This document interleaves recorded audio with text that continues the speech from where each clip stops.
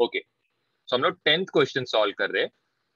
इसका a part, it is what, NaOH solution, इसको add कर रहे, यहाँ पे ध्यान देना। NaOH solution was added to HCl. Okay, सबसे पहले NaOH, this is a base. HCl, this is a acid. हमेशा याद रखना, एसिड जब भी बेस के साथ रिएक्ट करेगा तो यहाँ पे एक तो सॉल्ट बनेगा एंड दूसरा क्या बनेगा, वाटर। ओ सॉरी, इधर लिखता हूँ, जस्ट एक सेकंड, वाटर बनेगा। अब वाटर का फॉर्मूला तो सबको पता है, इट इज H2। तो इसका मतलब यहाँ का एक OH यूज हुआ, चलो इसको मैं बांट के भी लिखता हूँ नीचे, Na प्लस रहेगा और एक OH माइनस रहेगा। यहाँ पे क्या रहेगा, H प्लस और यहाँ पे रहेगा Cl माइनस। OH और H वाटर बनाने के लिए यूज हुआ, बचा क्या, Na प्लस और Cl माइनस, यहाँ पे फॉर्म होएगा NaCl। चलो next, that is second reaction. क्या बोला गया यहाँ पे, zinc dust was added to dilute H2SO4। अभी जिंक डस्ट का मतलब क्या है, जिंक डस्ट रहता है, आयरन फाइलिंग्स रहता है, मैग्नीशियम रिबन रहता है, ऐसे वर्ड्स रहते हैं। सिंपल है, जिंक डस्ट का मतलब क्या है, सिर्फ जिंक अकेला रहेगा। जिंक क्या है, एक मेटल है, इसको हम लोग किसके साथ ऐड कर रहे हैं, डाइल्यूट H2SO4 के साथ। तो ये जो H2SO4 है, ये क्या रहेगा, ये एक एसिड है। मेटल जब भी एसिड के साथ रिएक्ट करेगा तो यहाँ पे सबसे पहले एक सॉल्ट बनेगा एंड क्या होएगा, H2 गैस क्या होएगा, रिलीज होएगा। ओके, अब सॉल्ट क्या बनेगा, ध्यान देना, बहुत सिंपल है।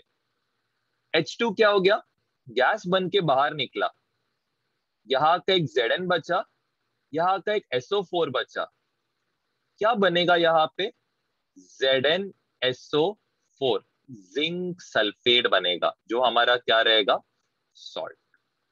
ठीक है, याद रखना, मेटल जब भी एसिड के साथ रिएक्ट करेगा तो हाइड्रोजन गैस रिलीज होता है।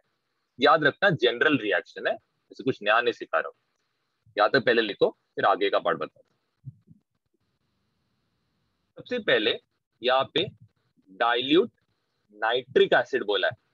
नाइट्रिक एसिड का फॉर्मूला है HNO3। ठीक है, HNO3 तो एक एसिड है, प्लस यहाँ पे क्या दिया है, it is added with calcium oxide. Calcium oxide is metallic oxide, and आपको पता रहना चाहिए मेटल ऑक्साइड क्या है, बेस है। एसिड प्लस बेस, यहाँ पे क्या बनेगा, पहले चीज तो एक सॉल्ट बनेगा और क्या बनेगा, वाटर। वाटर का फॉर्मूला तो सबको पता है, H2O रहेगा। तो इधर का हाइड्रोजन यूज हुआ, यहाँ का ऑक्सीजन यूज हुआ, बचा कौन, कैल्शियम और नाइट्रेट। तो यहाँ पे क्या बनेगा, CaNO3। ओके, कैल्शियम, कैल्शियम का ऑक्सीडेशन स्टेट क्या है, 2। NO3, NO3 का ऑक्सीडेशन स्टेट 1। क्रॉस मल्टीप्लाई करोगे तो यहाँ पे आएगा CaNO3 ट्वाइस, ये ब्रैकेट में बाहर यहाँ पे क्या आएगा, ये हो गया फर्स्ट पार्ट। दैट इज कौन सा क्वेश्चन है, सी वाला पार्ट है। सी के बाद क्या है, नेक्स्ट इज, सी का ई दिया, ठीक है, चलो ई नहीं हो, डी है, समझ लेना। डी पार्ट में आपको क्या दिया है, carbon dioxide gas. Carbon dioxide is CO2। Carbon dioxide gas, सबसे पहले चीज ये क्या है, एक नॉन मेटल ऑक्साइड है। तो non metal oxides are acid. यहाँ पे क्या रहेगा, wash pass through KOH। KOH तो बेस है, एसिड प्लस बेस, ये क्या फॉर्म करेगा, सॉल्ट, एंड क्या बनेगा, वाटर। यहाँ पे ऑफकोर्स वाटर फॉर्म होएगा, वाटर का फॉर्मूला है H2O। तो यहाँ का OH यूज हुआ। अब यहाँ पे ना ध्यान देना, हमेशा जब potassium potassium hydroxide and carbon dioxide react करेगा तो सॉल्ट कौन सा बनेगा? तो ऑफ कोर्स यहाँ पे सॉल्ट एक तो पोटेशियम का रहेगा एंड यहाँ पे कार्बोनेट।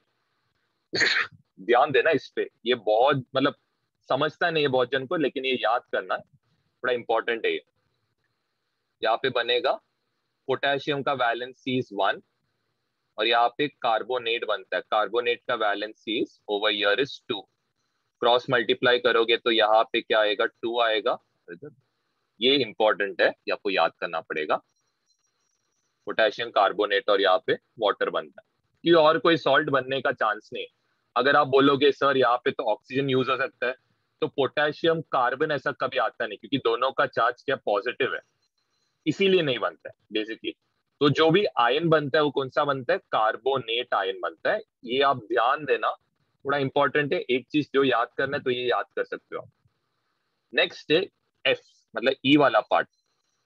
अभी ई वाले पार्ट में क्या है? HCl, वो भी कौन सा है? Dilute HCl।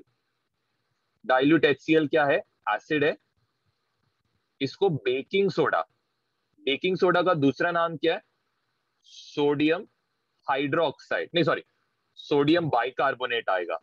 यहाँ पे NaHCO3, याद रखना ये वाला भी सोडियम बाइकार्बोनेट इसका नाम है। ठीक है, इसको आप बेकिंग सोडा भी बोलते हो। ओके, अब इसका जो रिएक्शन है, सबसे पहले यहाँ पे एक तो क्या बनेगा? सबसे पहले सॉल्ट बनेगा। सॉल्ट कौन सा बनेगा? ऑफकोर्स Cl और क्लोरीन, सॉरी सोडियम, ये सॉल्ट बनेगा। तो यहाँ पे आएगा NaCl। दूसरा, इधर हाइड्रोजन है, इधर क्या है? कार्बन, मतलब ऑक्सीजन है। हाइड्रोजन ऑक्सीजन ऑफकोर्स क्या बनाएगा? पानी, तो वाटर आएगा। अभी भी यहां से CO2 बच रहा है, तो ये जो CO2 है किसके फॉर्म में आएगा? कार्बन डाइऑक्साइड के फॉर्म में बाहर आएगा। सॉरी। अब सबसे पहले आपको क्या दिया है? इनको ऑक्साइड्स में क्लासिफाई करना है। 3 टाइप का ऑक्साइड है। ओके, ध्यान दो। सबसे पहले है CaO, calcium is a metal, तो ये क्या हो गया? मेटल ऑक्साइड हो गया। ओके, अब जो मेटल ऑक्साइड रहेगा, मेटल ऑक्साइड्स क्या रहता है? It is basic in nature. ठीक है, तो ये बेसिक आएगा। MgO, magnesium is a metal, तो ये भी क्या बन गया? मेटल ऑक्साइड बन गया। Metal oxide is acidic in nature, oh sorry, basic basic रहेगा, बेसिक इन नेचर। इसके बाद next is CO2। CO2 carbon जो है नॉन मेटल है, तो ये क्या बन गया? Non metal oxide. Non metal oxides are acidic in nature. इसके बाद next is SO3, sulphur. Sulphur यहाँ पे क्या रहेगा? नॉन मेटल, और ये क्या रहेगा? ऑक्साइड। सो ये क्या रहेगा? Even this will be acidic. इसके बाद Na2O, sodium is a metal, metal oxide. Metal oxides are basic in nature. अब लास्ट का 3 बहुत इंपॉर्टेंट है, मैं तीनों को एक साथ लिखा रहा हूं। ZnO, Al2O3, Fe2O3। एक और एक आता है Ga2O3। ये जस्ट एक्स्ट्रा इंफॉर्मेशन आपको दे रहा हूं। ये जो 4 जो भी ऑक्साइड्स है, ये क्या है? एम्फोटेरिक। अब एम्फोटेरिक का क्या मतलब है? ये एसिड जैसा बिहेव करता है, बेस जैसे भी बिहेव करता है, दोनों बिहेवियर दिखाता है। इसका ध्यान देना। क्या बोला मैंने? ZnO, Al2O3, Fe2O3, these are amphoteric oxides, मतलब ये बेस जैसे भी एक्ट करेगा, एसिड जैसे भी एक्ट करेगा। ठीक है सर एग्जांपल्स बता। सबसे पहले सोडियम क्लोराइड मतलब NaCl आएगा। NaCl का मतलब क्या है, इसमें सबसे पहले एक तो सोडियम रहेगा, सोडियम का एटॉमिक नंबर इज 11। इसको आप लिख कैसे सकते हो, 2,8,1। ओके, इसका डायग्राम में बनाता हूं। चलो, सोडियम, सोडियम का फर्स्ट शेल में there will be how much, 2 electrons. तो यहाँ पे एक, यहाँ पे दूसरा। सोडियम का जो दूसरा शेल है इसमें क्या रहेगा, 8। 1 2 3 4 5 6 7 और यहाँ पे 8। सबसे आखिरी जो शेल है, सबसे बाहर का जो शेल रहेगा, इसमें कितना रहेगा, सिर्फ 1। नेक्स्ट आता है, इसमें दूसरा कौन रहेगा, ऑफकोर्स क्लोरीन रहेगा। क्लोरीन का एटॉमिक नंबर इज 17। तो यहाँ पे क्या रहेगा, 2,8,7। चलो, तो यहाँ पे मैं क्या कर रहा हूँ, क्लोरीन बना रहा हूँ। क्लोरीन का फर्स्ट शेल में देयर इज 2 इलेक्ट्रॉन। नेक्स्ट आता है, क्लोरीन के सेकेंड शेल में देयर इज 8 इलेक्ट्रॉन। सो 1 2 3 4 5, यहाँ पे 6 7 और यहाँ पे 8 आएगा। फिर लास्ट वाले में 7 रहेगा, 1 2 3 4 5 6, यहाँ पे क्या रहेगा, 7। अब ध्यान देना, ध्यान दो, सोडियम को कंप्लीट होने के लिए इसको क्या करना पड़ेगा, अपना एक इलेक्ट्रॉन डोनेट करना पड़ेगा। बहुत ही सिंपल है। क्लोरीन को कंप्लीट होने के लिए इसको क्या करना पड़ेगा, 1 इलेक्ट्रॉन को एक्सेप्ट। बहुत ही सिंपल है, क्योंकि आपको पता है स्टेबल क्या रहता है, 2 रहता है, या फिर 8 8 18 18 32। ओके, तो यहाँ पे क्या करेगा, सबसे पहले सोडियम से एक इलेक्ट्रॉन क्या होएगा, क्लोरीन के पास में जाएगा, ठीक है।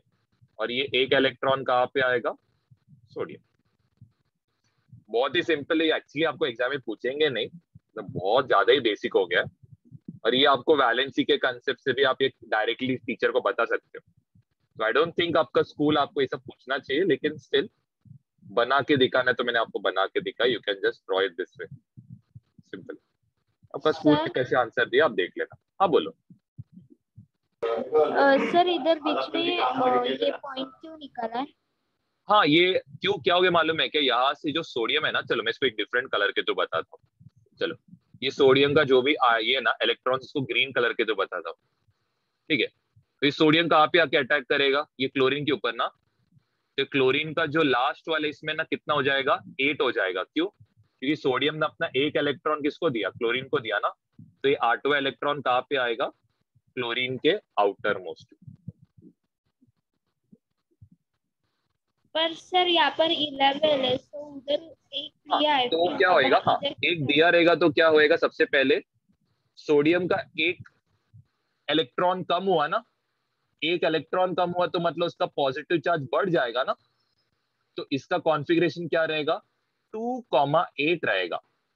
समझा, इसने क्या किया, एक इलेक्ट्रॉन ले लिया ना, इसने क्या किया, नेगेटिव चार्ज अपना बढ़ा दिया ना, ये तो Cl माइनस हो जाएगा। क्या रहेगा इसका, 2,8,8 रहेगा, क्योंकि एक इलेक्ट्रॉन एक्सेप्ट किया ना। 2,8,8 स्टेबल हो गया। अब कोई डाउट है? नहीं सर। ठीक, अभी हम लोग, और किसी को कुछ पूछना है कोई टॉपिक तो पूछ सकते हो। कल साइंस का टेस्ट नहीं रहेगा, साइंस का टेस्ट सबसे लास्ट में रहेगा, ठीक है। तो कल आप लोग दशहरा एंजॉय कर लो, लेकिन थोड़ा पढ़ाई भी कर लेना। कल को छुट्टी है कल? हाँ, आपके ऊपर है। मेरे हिसाब से छुट्टी देना इज बेटर, बिकॉज आप लोग का पढ़ाई नहीं हुआ रहेगा, इसीलिए टाइम ले लो पढ़ने की। साइंस 1 थोड़ा डिफिकल्ट है, तो संडे को भी ना मैं आपके लिए रिवीजन लेक्चर रखता हूँ। आप लोग को क्लास में आके पढ़ना है, क्लास में भी आके पढ़ सकते हो, कोई प्रॉब्लम। कुछ भी आपको पूछना रहेगा तो ये ना पढ़ाई करना, इतना ही मेरे को बोलना है। ये ऐसा नहीं होना। देखो मैं आपको पेपर दूंगा, आपको कॉपी करके लिखना, कॉपी करके लिखो, मेरे कुछ फर्क नहीं। मेन क्या, आप बिना देख के करोगे तो आपको ही समझेगा आप कितना आता है कर, उतना ही है। चलो सर तो हाँ बोलो। सर ज्योमेट्री का 4th चैप्टर कब सिखाओगे? अरे रिया, मैंने ना बताया था ना ग्रुप में कि क्या था ना, कंस्ट्रक्शन का इशू क्या मालूम है क्या? If I teach it online ना, मैं इंस्ट्रक्शंस दे सकता हूँ, लेकिन आपको सॉल्व करना है तो कैसे करोगे? Like I can't help you ना। इसीलिए मैंने ना एक्चुअली संडे को है ना इसलिए ऑफलाइन बुलाया था। Don't worry, if you can come on a Sunday I teach you separately, आप टेंशन मत लो। संडे आ जाओ या वीक में कभी भी आप आ सकते हो, एक दिन आ जाओ, मैं आपको सेपरेटली सिखा दूंगा। ठीक है, क्योंकि मैंने हाफ द बच्चे लोग को मैंने सिखा दिया। ऑनलाइन सिखाना इज वेरी डिफिकल्ट। आपको खुद पता है, आपके स्कूल में सिखाया भी रहेगा, समझा थोड़ा बहुत रहेगा। ऑफलाइन में ना इट्स लाइक बहुत सिंपल में समझा सकते हो कि बच्चे लोग आए थे क्लास में तो उनको बहुत इजीली समझ गया। उतना ही बोलना है। देखो आप ट्राई करो, एक दिन आप आ सकते हो एग्जाम के पहले तो भी चल जाएगा। आई टीच भी, मैं तो क्लास में ही हूँ, एक दिन बस आ जाना, ठीक है? बाकी का 3 चैप्टर्स आई टीच नाउ। कुछ भी आपका डाउट रहेगा तो आई क्लियर इट आउट, ठीक है? वापस रिज्वाइन करना सब लोग, सेम लिंक पे, सेम लिंक पे रिज्वाइन करना ज्योमेट्री के लिए।